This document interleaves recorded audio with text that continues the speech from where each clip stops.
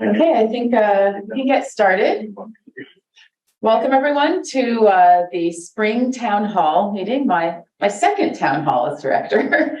The goal of this meeting is to update you on activities that we've been doing over the past few months, some of our plans for the future. I'll start by saying that it's been a really exciting year, a few months even since our last town hall meeting. There's been new initiatives like new onboarding materials, new seed grants.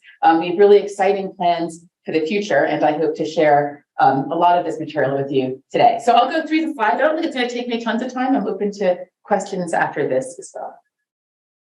Okay, so the first bit of happy news is that our leadership is now fully staffed, which is really great. We have, as you recall, last year at this time, I think all of these positions were open. Right? The director, the associate director, at some point the associate director of research or budget and research planning.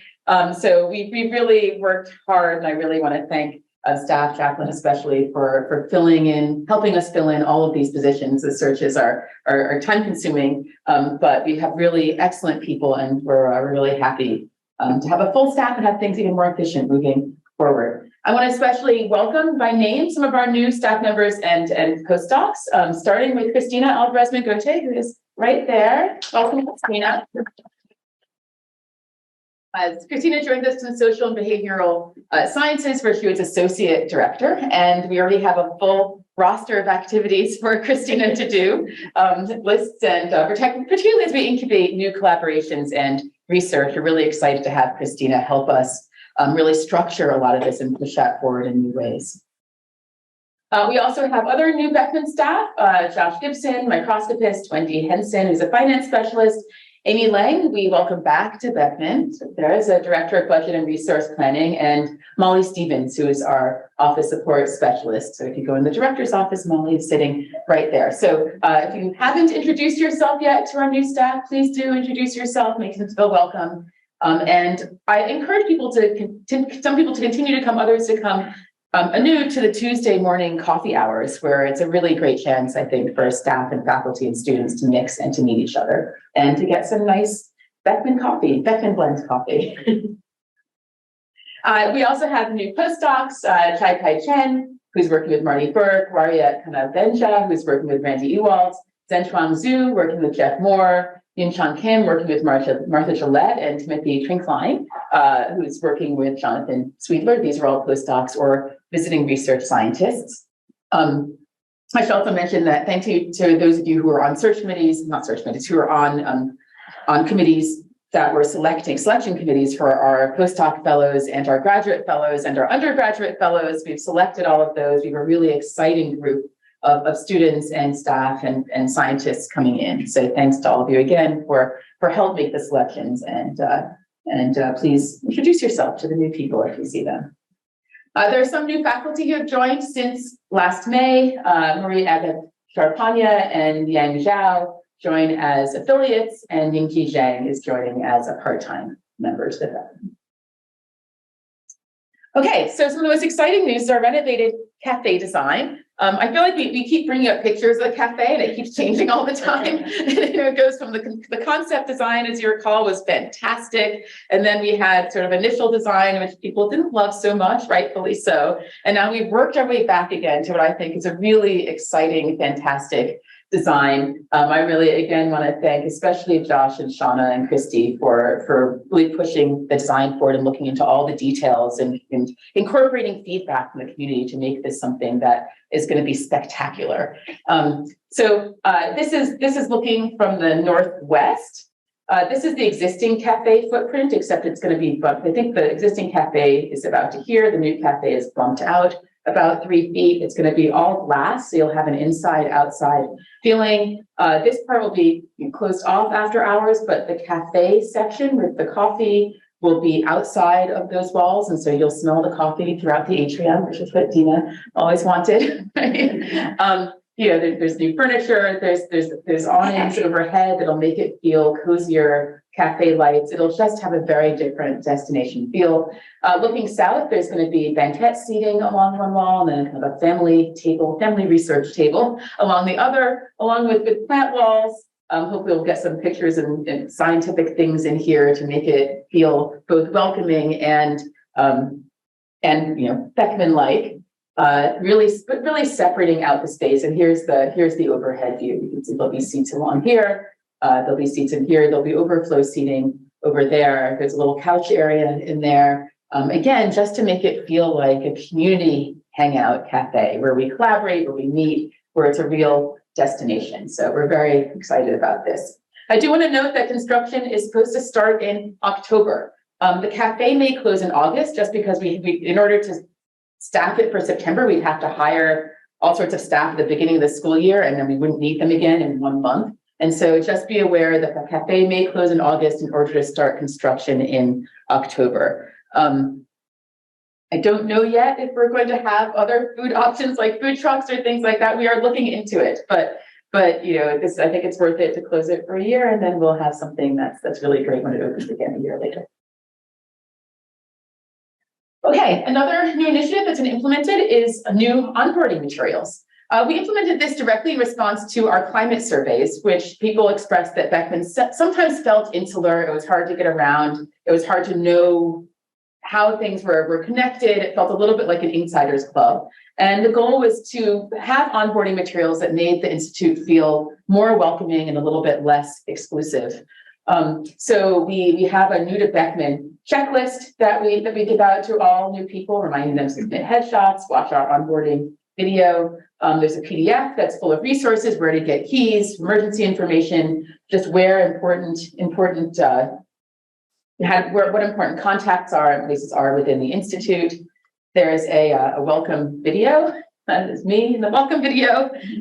It's a fun video. Steve Barker did a great job editing this and putting it together. And we talk about where the lactation room is and where the bathrooms are, where human resources are. I sit on an MRI. So again, the goal here is just to get people oriented. It's a big institute. I still get lost. I will admit, I don't have a great sense of direction, but it's still just really big, and I'm proud of myself when I find the bathrooms. So I know hopefully this helps a little bit to get people more connected to this institute. We also have new to Beckman tours. If you join a new to Beckman tour as a new staff or a faculty or student, you can get a Beckman t-shirt. These are the first Thursday of every month. It's only half an hour. And again, this is just to get people connected to see what's here, to feel like they're part of the community. I do want to, these have been really undersubscribed. I'm realizing it's hard to get people to do things that they even say they want to do, or that we know would be good for them. So I'd like all of you to encourage staff and faculty and students to use the onboarding materials, to take the tours. I think if they do, they will benefit from it, but it does take a little bit of encouragement sometimes. So if there's someone new in your group or in your staff, please encourage them to take the tour, to go through the materials, look at the video. I think it'll be really helpful. And again, thanks to Meg especially, and Jenna and her team for putting all this together. Okay, we also have another new initiative is our SEED Awards. This is something that we started this year, again, to have some transparency in terms of how we give out funding, and also to just to really help to bring forward new grants, new ideas, new collaborations to the Institute. So the goal of these SEED Awards is to kickstart novel research and collaborative grants, and also bring in new collaborators and more diverse collaborators to Beckman. This is also aligned with our commitment to diversity and inclusivity at the Institute. The grants are $75,000 per year for up to 2 years, and they're evaluated by the Program Advisory Committee and me based on things like excellence, relevance to the Institute, team quality, potential paths to external funding.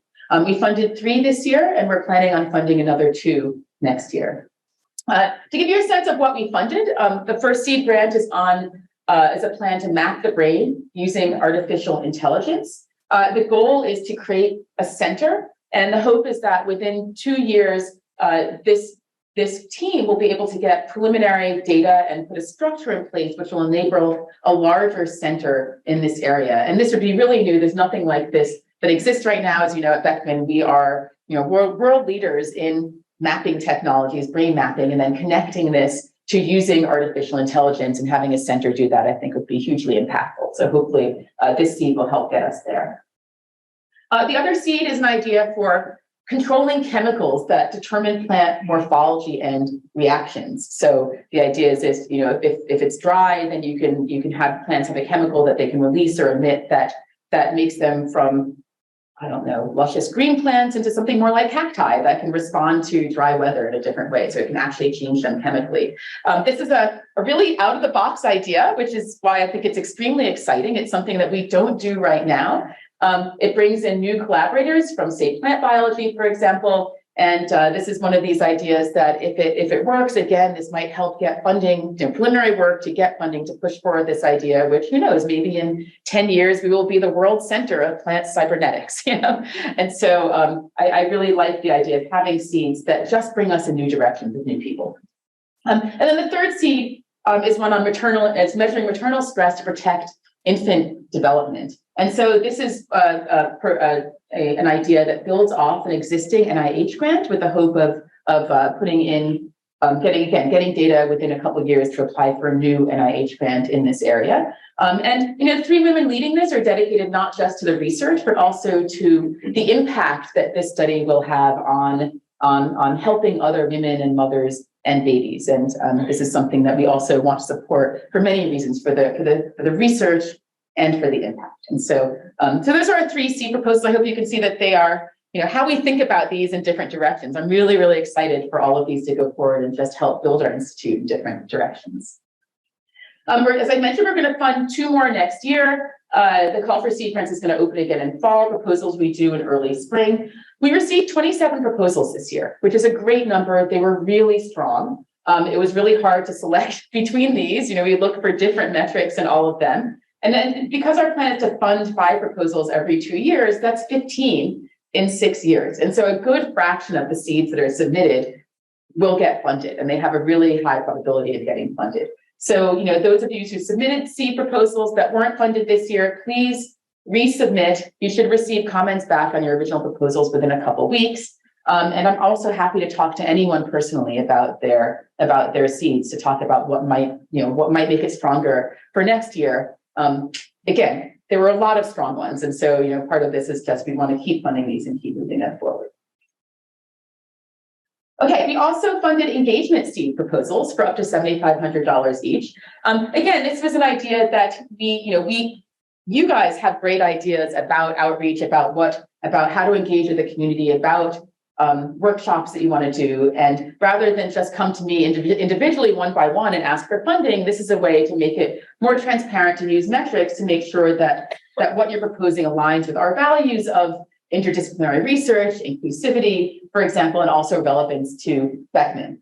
So, you know, having these proposals has really helped us have clear metrics in terms of what we fund in terms of engagement, and also allow people to just submit proposals and have ideas that we, again, fund on a rolling basis. So far, we've funded 3 of these. One that goes to 21st Century Scientists to support inclusive lab leaders, their workshop series. This is something that Kate Clancy started. It was a really great, unique Beckman group, and we're happy to keep supporting this. The other grant went to Bugscope, which allows students in classrooms to control the scanning electron microscope, or specifically to upgrade their computer for that. And so this is, again, a really unique Beckman outreach program that we're happy to continue to support. And then the last grant went to the extracellular vesicle imaging and therapy group's annual workshop, which also included its first ever poster session. So again, we're funding these on a rolling basis. We're also funding bridge grants for faculty, which help, you know, if there's a gap in research funding that's preventing you from getting the next round of funding or results or something, we want to help support you to overcome that gap, to move what to achieve the goals that you have set. And so please continue to submit engagement grants, continue to submit bridge grants on a rolling basis. We look at them regularly and have a fast turnaround, and then also think about your seed grants. We recently awarded this year's Vision and Spirit Award. This is for the member who best embodies the spirit of collaboration and Beckman's values. And we're happy to announce that Charles Schroeder was this year's winner. Charles was especially committed to helping build the new AI for materials group, and he brought in just very new research and new collaborators into Beckman. This year we had a nomination process rather than top down. We had nominations, and the committee was composed of the previous winners of the Vision and Spirit Award, who helped determine who this year's winner would be. So please, when the call comes out again, please continue to nominate people for the Vision and Spirit Award. We're really happy to recognize people who just devote a lot of time and energy, not just to their own research, but to building the interdisciplinary collaborations that make this institute unique. Also, thanks to everyone who helped make the Beckman Institute Open House a success. This was fabulous. I saw a lot of you there this year. So, first, thank you to everyone. This is a tremendous amount of work. I know that people spent months developing their exhibits, building, making posters, working with students. They dedicated 2 full days of time to sitting there and interacting with people. I was there for several days of this, and it's just the level of energy, the number of people who were excited about the work, to me was just very, very inspiring. And it was also inspiring seeing the students interact and the faculty interact with the community. And so this was just a tremendous success. We had thousands of people come through Beckman. These are just some images from the open house. This is the ultrasound one, right? Yeah. Anyway, I went through all these exhibits. They were really fun. Kids got to sit in an MRI and know what it was like. I don't remember which one this was, but anyway, they were kind of, I did all of them, but they were super fun. And was everyone here at the open house? Was people? Yeah. So we will, there's another one. Again, the staff was fantastic. There's not just exhibits in the atrium, but people opened their labs on the 2nd and 3rd floor. In the MRI exhibits in the basement, the labs were open. People took individual tours. We were there, really giving people a personalized experience that ranged from very young kids who could just touch things hand on and throw bean bags into buckets, to high schoolers or adults who could look at phase change fronts and materials and actually see real MRIs. And so that was incredibly valuable. And we're looking forward to the next one already. The other exciting thing that's in progress right now is planning for a campus North Garden and Welcome Center. This is something that has been bandied about for a while, and I came in as director and really was excited about this idea, presented to the chancellor. He was also very excited about it. The idea is to create a Welcome Center on the northwest side of campus and renovate our garden to make it a landing spot for the community, for alumni, for other visitors. As you know, right now, our garden looks like this from the outside. There's no way of getting in as you enter the university. As you come across the university from the west, this is what you see. There's no signage. There's no way of getting in. There's nothing inviting to people. I think we're really missing the opportunity of having a campus entrance on this side. And also, as we build up the medical corridor on university, it's become even more important to show that the University of Illinois is here and that we're welcoming to the community, to scientists, to other people, especially people in the north who have been blocked off for years from this side of campus. There's also an opportunity to have new landscaping that reflects the Indigenous Midwest. This is something that's in the campus landscape master plan. And so we're hoping to incorporate Indigenous elements into this, even voice boxes that maybe have language from the Peoria people saying what the different plants are and other things. Again, this is with this guide to the campus master landscape plan. It also has significance because this is the site of the original building at the University of Illinois, and having that next to an Indigenous garden and sort of representing both sides of where we come from, I think would be really important and impactful. So where we are right now is the program committee for this has been meeting all semester. We do finally have a program statement, and the initial design phase is starting. So hopefully that'll happen over the summer. I'll share designs as they come available to the community. There'll be chances for many opportunities for input. We'll definitely will have, things like a water feature is something that we all really want out there. We'll definitely still have a place to sit, tables, chairs. It will integrate with the new cafe. And so, there's a possibility that within a year or two, as you enter Beckman from this side, there'll be a beautiful renovated garden, a standalone welcome center, connected to the new cafe with water features, sculptures, plants inside. It'll be an amazing destination. And it's something to really look forward to. With a couple years of construction in between. So keep that in mind as we suffer through that. It's going to be amazing. We'll put up pictures and remind ourselves of that for a year or so.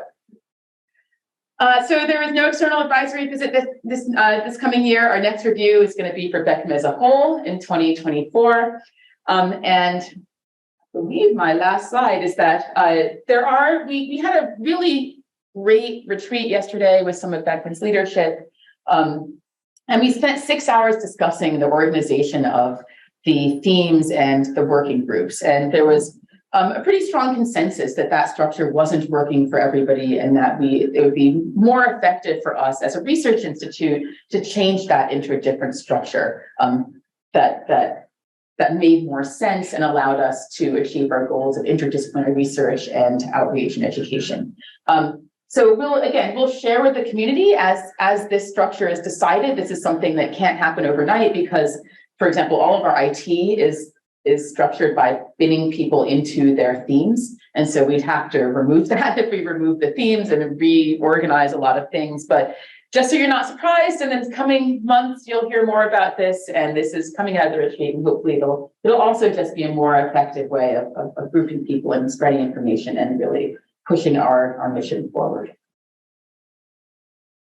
Okay, that was my last slide. So short and efficient. So, overall, I just want to say that we've had a lot of changes over the past year. We've had more than even I showed you here. I think, we have a new DEI committee that's been very effective and has made a lot of changes. A lot of you got email from them recently about some of the things that they're working on, including opening the gates to the side. Did anyone notice the gates on either side are now open? It seems like a small thing, but when I saw them open, the first thing I thought is like, who are we welcoming? And that's because the gates are open. When they're closed, it feels not welcoming. When they're open, they feel welcoming. And now, after 30 years, suddenly the DEI committee, it came up and they said, why are those closed? It's not welcoming. And they just opened it. They being, I don't know, Stacy. Not Stacy or Shauna, right? Shauna opened them. So these small things, the reason that I think this is showing how, groups of us may get together can have a really big effect. Even making small changes can have an impact in how we work together as an institute. So we're looking carefully at lots of things like this, trying to really optimize what we're doing, trying to optimize our mission, trying to open the gates in different directions, trying to look at it with fresh eyes on how to make things better. That's one of the values of change, and even of new leadership, I think, is that you can build on strength and look at with fresh eyes on how to make things even better for everyone.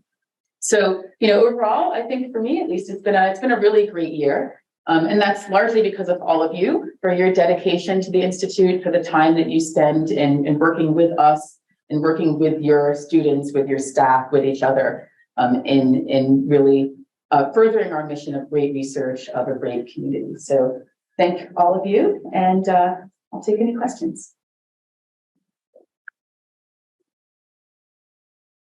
Yes. With respect to the open house, when I was providing feedback on how I thought it went, there was something in there about possibly having the open house every year. I just wanted to know where things were with that. Yeah. So Meg is here. I'll preface it with the open house is our major outreach event, and it reaches thousands of people. And so there is a feeling that, because engineering open house comes every year, it's maybe we might be missing an opportunity by not having the Beckman open house every year. However, we recognize that it's a tremendous amount of work. And so rather than just decide one way or another, Meg put out a survey to the community asking what people wanted. Madeline, Meg, if you want to. So we got mixed responses, which I think makes sense.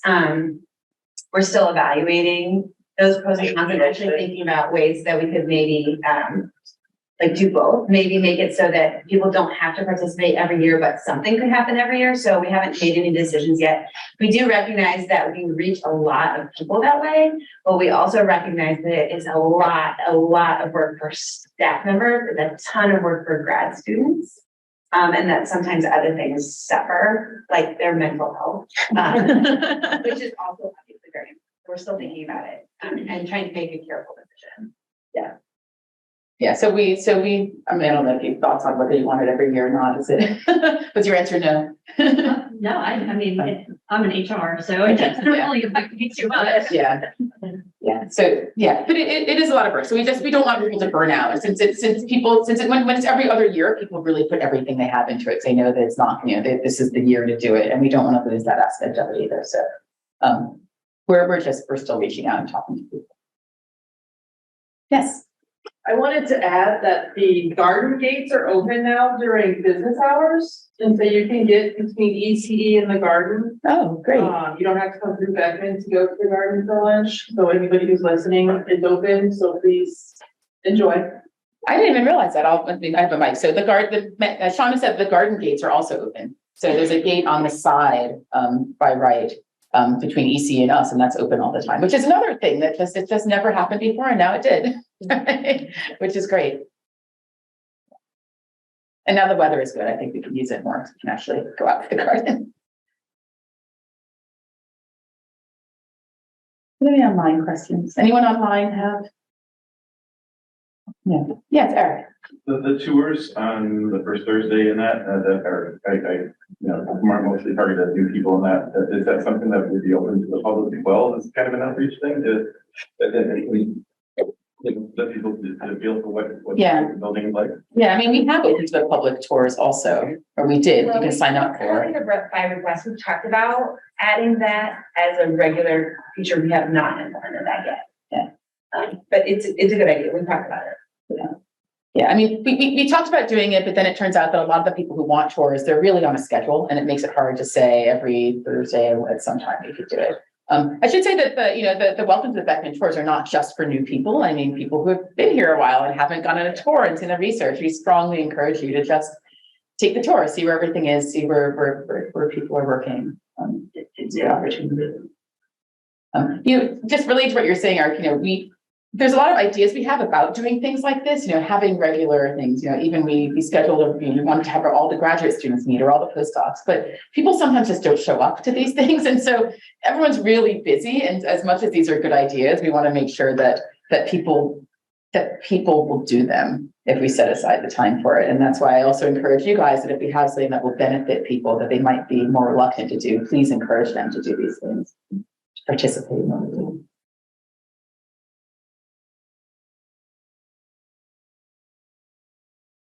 I feel like I've saved all of you half an hour of your day. However, there is a director's seminar coming up at noon in this room. There's lunch in fact 12:25, 12:27. There's lunch at 12:27. There's a director's seminar. 2 of our postdocs will be speaking. It's going to be a great set of talks. So please join us back here in half an hour. And thanks again.